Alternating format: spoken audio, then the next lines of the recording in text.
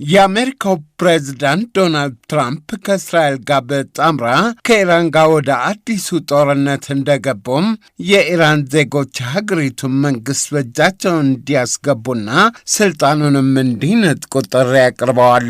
በቀዳሚው የህዝባዊ እምቢታ ሙከራ ወቅትም መሰል ተደጋጋሚ መልእክት አስተላልፈዋል ትራምፕ። ይህም ትራምፕ በኢራን ላይ ግማሽ ምዕተ ዓመት ያህል የዘለቀውን ጥብቅ ሃይማኖታዊ መንግስታዊ ስርዓት እንዲለወጥ ፍላጎት እንዳላቸው ፍንትው አድርጎ ያሳየ ነው።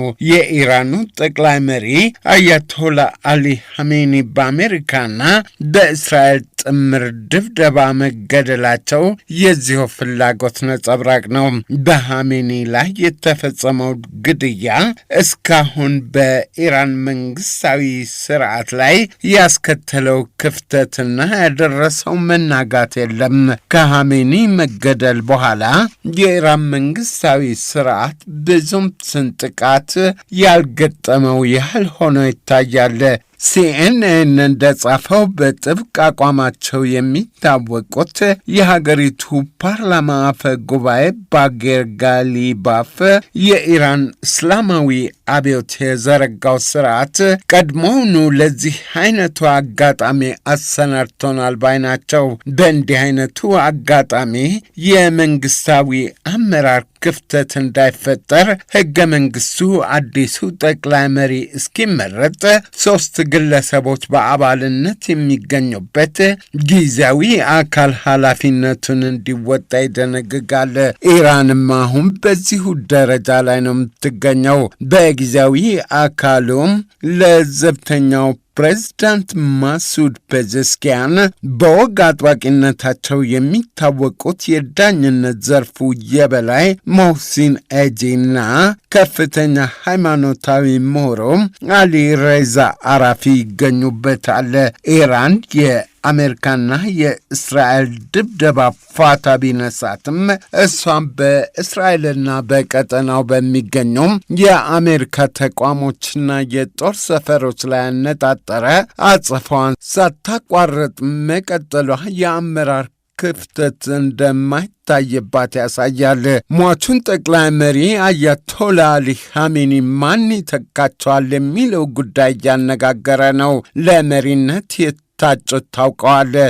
ኒውዮርክ ታይምስ እንደጻፈው የሟቹ የአያቶላ አሊ ሐሜኒ ሁለተኛ ልጅ ሞጅታባ ሐሜኒ ለመጪው ጠቅላይ መሪነት ስማቸው ጎላ ብሎ እየተነሳ ነው።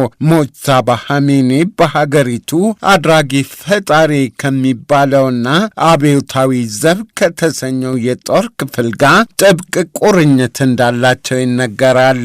አብዮታዊ ዘብ የተሰኘ ጦር ክፍል በሀገሪቱ ሁለንተናዊ ፖለቲካዊ ህይወት ተጽዕኖ የበረታ መሆኑ ይነገራል።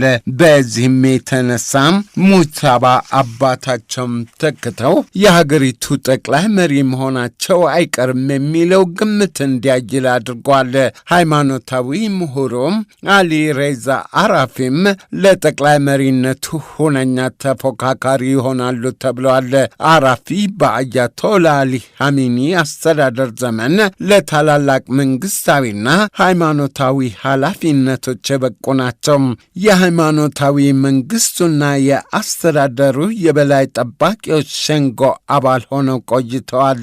ከወግ አጥባቂዎቹ ወገን የሆኑት ሙሐመድ መህዲ ሚርባጌሪ ደግሞ ሌላኛው እጩ ናቸው።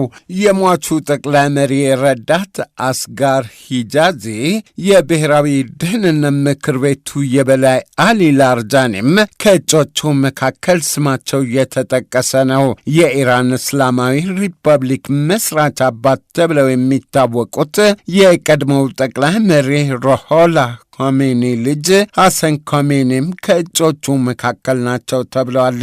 የሀገሪቱ ጠቅላይ መሪ 88 አባላት ባሉት የልሂቃን ምክር ቤት እንደሚመረጥ ታውቋል።